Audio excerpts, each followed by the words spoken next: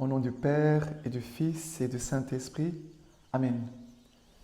Une grande joie d'être là avec vous pour ce temps d'écoute de la parole de Dieu à travers la Lectio Divina. Un grand trésor, un trésor de l'Église depuis des siècles et que nous avons la chance aujourd'hui de pouvoir goûter, de travailler. Et le Seigneur vraiment veut que tous, religieux, des prêtres, des laïcs, des célibataires, tous puissent travailler la parole de Dieu. C'est aussi un travail de prendre du temps pour écouter Dieu, pour méditer, pour prier. C'est aussi un travail. Mais si tu ne travailles pas dans ton âme, c'est Dieu aussi qui travaille dans nos âmes. Mais si nous ne prenons pas le temps pour laisser Dieu travailler dans nos âmes, qui va faire ce travail dans ton âme? Qui va le faire à ta place? Personne. Personne. Et parfois, dans nos vies, manque la profondeur et la solidité. Et tout semble s'écrouler à chaque fois. On semble qu'on perd tout le temps les grâces, on reçoit les grâces et on les perd. Mais parce qu'il manque aussi ce travail de la parole de Dieu en chacun de nous. Je dis cette petite parole pour exhorter à chacun de nous vraiment à la fidélité dans cet exercice à chaque jour avec la parole de Dieu.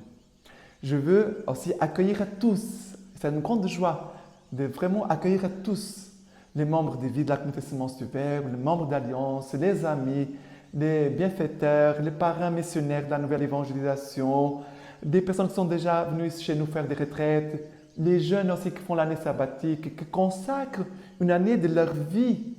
Ce sont des jeunes qui ont 18 ans et plus et qui sont là pour vraiment laisser Dieu travailler dans leurs âmes, dans leur vie et dans leurs histoires, parce que la parole de Dieu, elle est très puissante.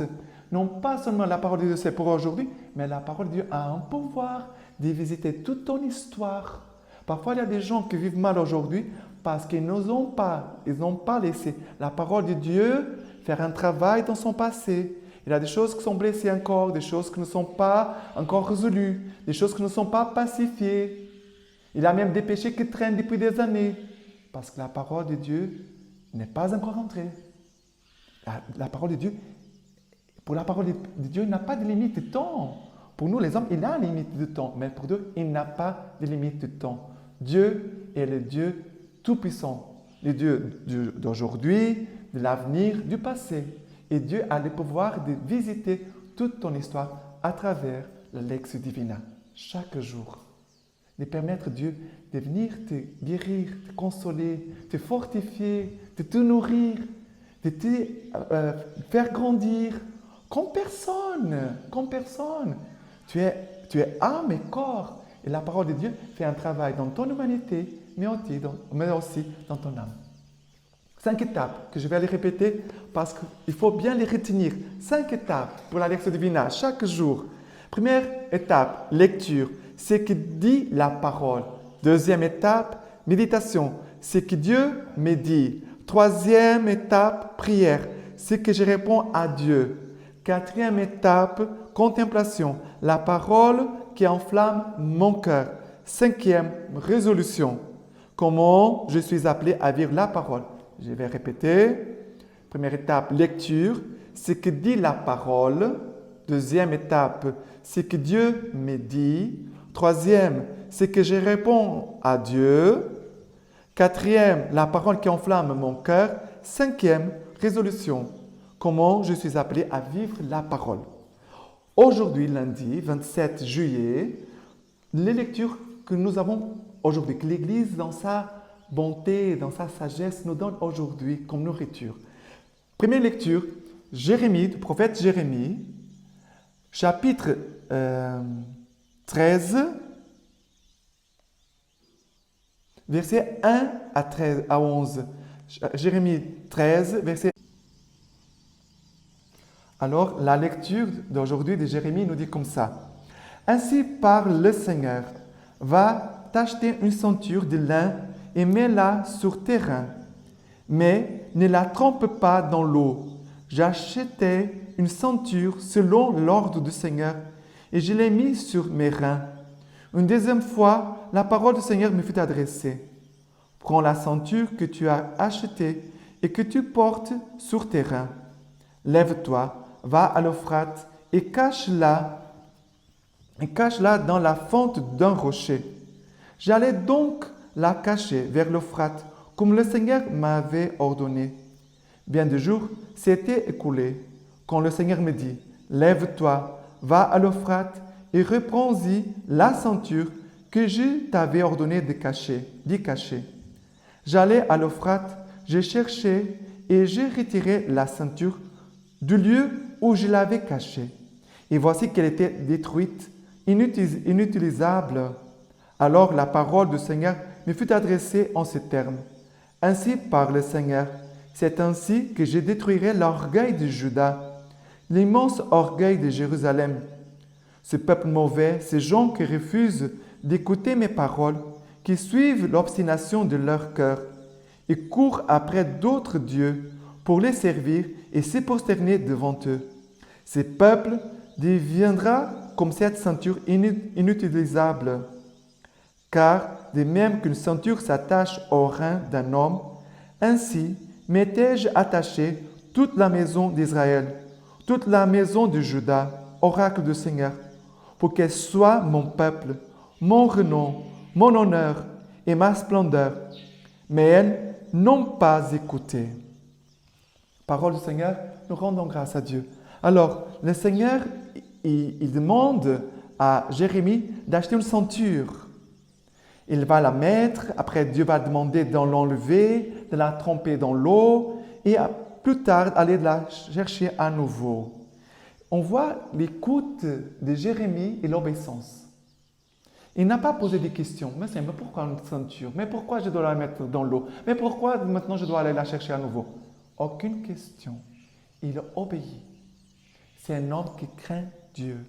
Un homme qui veut vraiment mettre Dieu en premier dans sa vie. Il se met au service du Seigneur. Et il va trouver la ceinture et va voir qu'elle était détruite, inutilisable. Et ainsi le Seigneur va lui dire, « Ainsi je détruirai l'orgueil de Juda, l'immense orgueil de Jérusalem. » Et vous savez une chose, souvent, vous savez, la ceinture, elle est attachée au rein. Dans la parole de Dieu, les reins, c'est les lieux de la vérité. Dans la parole de Dieu, pour le peuple d'Israël, les reins, c'est les lieux de la vérité. Et souvent, les gens mentent beaucoup parce qu'ils veulent cacher ses faiblesses, veulent cacher ses torts, ses péchés, les choses mauvaises qu'ils font. Et nous voulons toujours donner une bonne image, bien sûr. Personne n'aime pas de faire une mauvaise image pour les autres, cause d'une mauvaise impression. Mais regardez, le Seigneur ici dit, je dois détruire l'orgueil de Juda. Et je pourrais même dire, j'ai besoin de détruire le mensonge qui se cache dans l'orgueil, les mensonges qu'il y a dans l'orgueil de ce peuple. Et il va dire, cette ceinture est devenue inutilisable. Mais c'est dommage. Si le Seigneur nous regarde et dit, mais je ne peux me servir de toi pour rien. C'est triste. Et qu'est-ce que le Seigneur va dire? Car de même qu'une ceinture s'attache au rein d'un homme, ainsi m'étais-je attaché toute la maison d'Israël. Ça veut dire que Dieu s'est attaché à nous pour nous montrer mon union avec vous. C'est comme ça, comme la ceinture bien serrée contre les reins. Et voilà que la maison d'Israël, le Seigneur dit son amour, sa fidélité. Je me suis uni à vous pour toujours. Mais il va dire, mais mon peuple, mon renom, mon honneur et ma splendeur, ils ne m'ont pas écouté. Ils ne m'ont pas écouté. C'est dommage. Le Seigneur avait des grands projets d'amour pour ce peuple et ils ont tourné le dos à Dieu. Ils ont tourné le dos à Dieu. À cause de quoi? À cause de leur orgueil. Ah, parce que les autres ils vivent comme ça, les autres peuples. C'est cela qui s'est passé pour le peuple d'Israël. Ils ont d'autres dieux, regarde, ils sont bien. Alors on va choisir leur Dieu, et on va faire comme eux, peut-être parce qu'après on va avoir les mêmes biens qu'eux. Mais regarde, il faut faire attention, mais est-ce que notre Dieu t'a promis l'abondance et que tout serait merveilleux, tranquille, tu n'aurais pas de problèmes, pas de soucis? Jésus, dans l'Évangile, va dire que vaut à l'homme de gagner le monde entier s'il vient à perdre son âme? À quoi sert à l'homme de gagner tout le monde s'il vient à perdre son âme? Ça ne sert à rien. Ça ne sert à rien. Parce que notre vie s'ébat, 60 ans, 80 ans, 100 ans, qu'est-ce que c'est cela par rapport à l'éternité? Et les gens, pour peu de choses, tournent le dos à Dieu. Et ici, on sait très bien que ce n'est pas un problème de ce peuple, c'est un problème de notre peuple. Souvent, il y a des gens qui vont à l'église et après vont dans l'église de réveil, vont à l'église, à la messe et après vont chercher des sorciers, des charlatans, des marabouts, des choses comme ça. Mais c'est grave parce que tu mets en danger ton âme, tu mets en danger toute ta maison. Alors, tu ne donnes pas la parole de Dieu à ta famille, mais tu veux chercher la facilité. Il y a des gens qui risquent l'éternité pour un bien qui passera. Une voiture, elle passera, n'est pas éternelle. Mais le ciel, l'éternité, d'être avec Dieu pour toujours, ça m'intéresse. Ça m'intéresse. Il faut faire très attention parce que nous cherchons parfois les biens matériels. Nous cherchons les biens matériels, mais nous ne cherchons pas le donateur des dons. On veut les dons, les biens, mais on ne cherche pas vraiment de tout notre cœur les donateurs. Faites attention. On doit tous faire attention, nous tous. Alors, les psaumes d'aujourd'hui, Deutéronome 32, versets 18 à 21. Tu n'oublies les rochers qui t'ont mis au monde.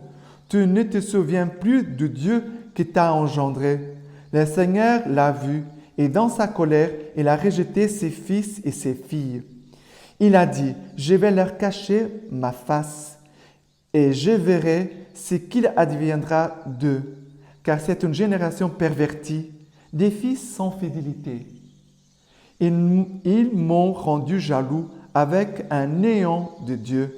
Ils m'ont hérité par leurs êtres de rien. Eh bien, moi, je leur rendrai jaloux avec un néant de peuple. Je les hériterai au moyen d'une nation stupide. Voilà ce que le Seigneur nous dit par son psaume. Tu ne te souviens plus de Dieu qui t'a engendré. Tu ne te souviens plus de ton Père, ton Dieu qui t'a engendré, qui t'a donné la vie, qui t'a donné la foi, qui t'a donné ce que tu as, tous les biens que tu as. Toutes tes qualités, c'est un présent de Dieu, un cadeau de Dieu. Tu as oublié. Tu t'es laissé pervertir par cette génération qui est autour de toi, qui ne croit pas en Dieu, qui ne cherche pas Dieu, qui s'en fout de Dieu. Alors le Seigneur va dire, car c'est une génération pervertie, des fils sans fidélité. C'est triste. Ça veut dire que notre amour, c'est comme la rosée du matin, que tout de suite après le soleil se lève et disparaît. Ça veut dire que nous aimons Dieu pour un instant. Ça, ce n'est pas de l'amour. Ça, ce n'est pas de l'amour. Quand quelqu'un va chercher d'autres endroits, soit des églises de réveil, soit des sorciers, des marabouts, des choses comme ça, ces personnes-là n'aiment pas Dieu. Parce qu'aimer, c'est être fidèle à Dieu et d'avoir confiance en lui.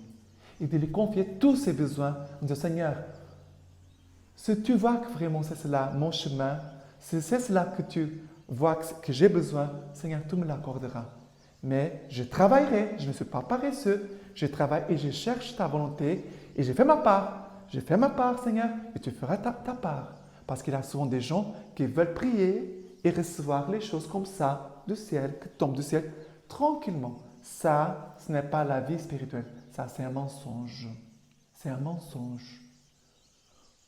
On doit faire notre part. Ça veut dire, si je veux avoir des choses, je dois travailler. Si je veux avoir la nourriture, je dois travailler. Je prends la machette, je prends les outils, je vais travailler. La dabar, je travaille. Et le Seigneur va me bénir. Le Seigneur aussi va agir. Mais on doit faire attention. Sinon, on n'est pas dans une vie spirituelle authentique et profonde. L'évangile d'aujourd'hui, c'est Matthieu chapitre 13, versets 31 à 35. Matthieu 13, versets 31 à 35. Il dit comme ça. Il leur proposa une autre parabole. Le royaume des cieux est semblable à un grain de sénévé qu'un homme a pris et sémé dans son champ. C'est bien la plus petite de toutes les graines, mais quand il a poussé, c'est la plus grande des plantes potagères, qui deviennent même un arbre au point que les oiseaux du ciel viennent s'abriter dans ses branches. Il leur dit une autre parabole. Le royaume des cieux est semblable à du levain qu'une femme a pris et enfoui dans 3 mesures de farine, jusqu'à ce qu'elle tout est levé. Tout cela, Jésus le dit aux foules en parabole, et il ne leur disait rien sans parabole, pour que s'accomplisse l'oracle du prophète. J'ouvrirai la bouche pour dire des paraboles, je clamerai des choses cachées depuis la fondation du monde. Qu'est-ce qui me touche beaucoup dans l'évangile d'aujourd'hui? Regardez. Le royaume des cieux est semblable à un grand de sénévé. C'est la plus petite des semences qui a été jetée dans le champ et qu'après va devenir un grand arbre immense où les oiseaux vont mettre leur nid, faire leur nid, où les oiseaux vont s'abriter. Mais regardez, entre la petite semence et la grande arbre, il y a eu du temps, il y a eu du travail. Si la personne n'arrosait pas cet arbre, cette semence, n'enlevait pas les herbes, ne mettait pas de fumier, de l'engrais, se ne veillait pas sur les bestioles, peut-être la petite arbre serait morte. Et regardez, l'arbre, elle va devenir, elle était petite, une semence, elle a grandi, elle est devenue un grand arbre. Mais regardez, il a fallu du temps, il a fallu le travail, il a fallu la persévérance, la foi, la confiance, tout ça. Parce que, regardez, le royaume des cieux, il commence toujours petit. Les choses de Dieu commencent toujours petit. Il y a des gens qui veulent commencer tout en grandeur, grand. Non, non, non, non, non. Je me méfie. Les choses de Dieu commencent petites, qu'on ne le voit même pas, comme la petite graine, comme la farine, comme le levain dans la farine. On ne voit pas. Et après, on travaille, Dieu travaille, chacun de son côté. Nous travaillons ensemble. Dieu et nous. Et Dieu va faire son travail. Regardez, pour que la pâte soit levée, il a fallu travailler la pâte, n'est-ce pas? On n'a pas jeté le levain et après, pouf, tout seul. Non, la personne a travaillé. Pour vous montrer comment le royaume de Dieu il est, commence petit et veut devenir grand. Et cet arbre et cette pâte qui va lever, c'est toi et moi. C'est toi et moi. C'est là que le Seigneur veut faire en toi et en chacun de nous. Mais être grand selon le regard de Dieu, être cette pâte bien, ce n'est pas le regard des hommes. Il faut le voir à partir du regard de Dieu. Il faut regarder les choses à partir de Dieu. Et le Seigneur nous dit beaucoup de confiance. Le Seigneur a confiance en toi et en moi. Sinon, le Seigneur n'allait pas perdre son temps envers nous. C'est beau, regardez, c'est beau ce que le Seigneur nous dit. Et que le Seigneur vraiment faire ce travail en toi par sa parole, par sa grâce, par son Esprit Saint qui se communique à chacun de nous par sa parole.